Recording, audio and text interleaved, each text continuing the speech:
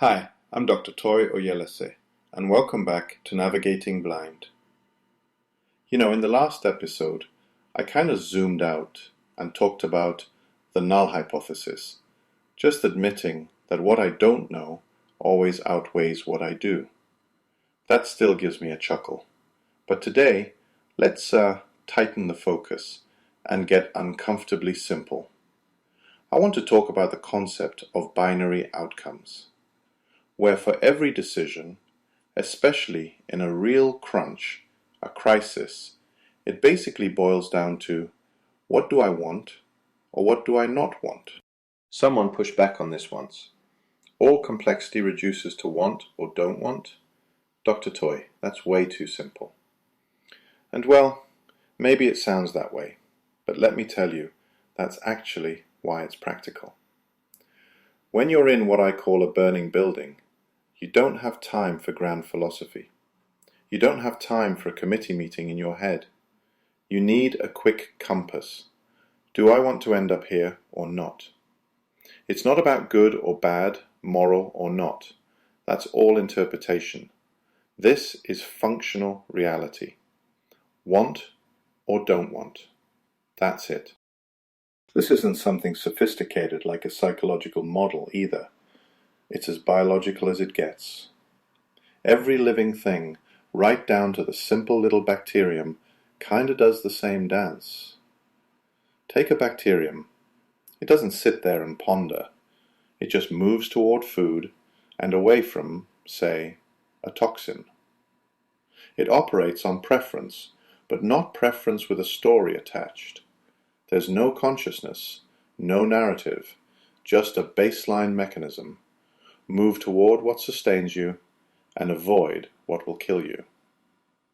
That's want and don't want at the cellular level. I remember my early days in rural Alberta. Handling diabetes was a daily hurdle for so many families out there. And I realized quickly that for most people, effective decision-making wasn't about a huge checklist or weighing a complicated web of pros and cons. It almost always came down to, am I moving toward what I want, or am I steering away from what I don't want? It stripped so much confusion away. If you're facing a diabetic crisis, you don't agonize. You want normal blood sugar. You don't want dizziness, or worse, unconsciousness. So the choice becomes insulin, food, rest, whatever it is, you do what points toward what you want to experience, and away from what you don't. Every result of an action fits that binary. Now here's where this gets interesting, because people think wanting is a conscious thing, like that awareness gives rise to preference, but it doesn't. I learned this the hard way actually. As a child, I had this episode, a lapse, where I lost memory so completely I couldn't remember my own name.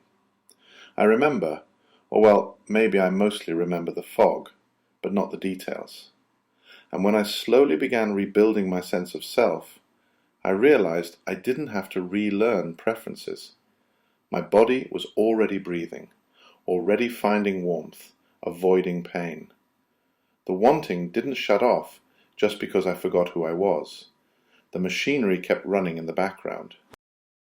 Somebody asked me, so when you got your sense of self back, what changed? Well, I think consciousness just sort of plugged back into the preference system that had been humming along under the hood the whole time. Awareness didn't build new wants, it just reconnected to what was already running. That's critical, and I see it play out with patients all the time. Let me share a story. I can't use names, obviously, but I had a patient struggling with addiction. Classic scenario. Overwhelming craving on one side, the knowledge of consequences on the other, and a kind of paralysis in between. Through counseling, we cut through a lot of noise by breaking the struggle down to what do you want in this moment and what do you want to avoid? Recognizing that even when he felt out of control, his body's old preference signals were still firing. The game wasn't to invent willpower from scratch, it was to help reconnect awareness with the wants already in play, especially those less obvious, longer-term ones. That really changed things for him. Now, where things get sticky, where life gets properly interesting, is that most of us, unlike single-celled organisms, have a pretty crowded preference system.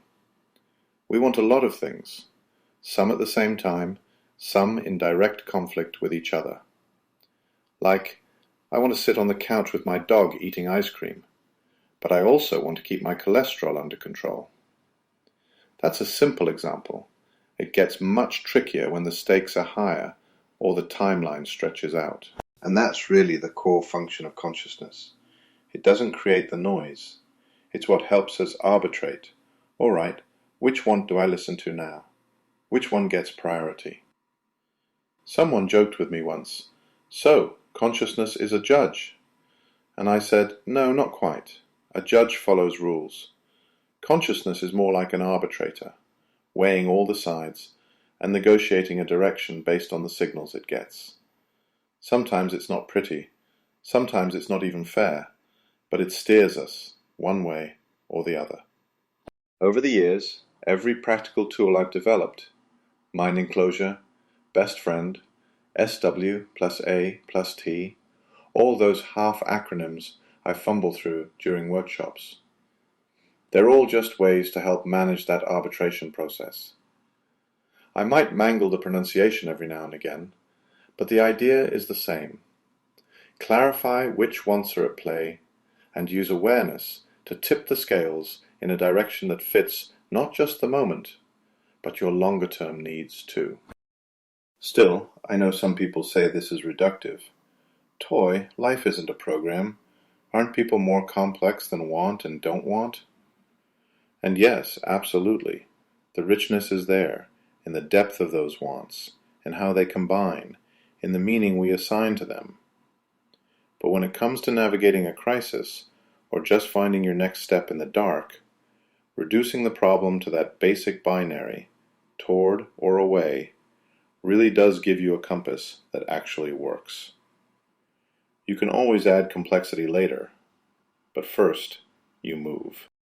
Next time, I want us to dig into what happens when the territory itself changes, when your map doesn't match reality, and chaos is just, well, the starting point, not the end. Until then, remember, survive first, then thrive.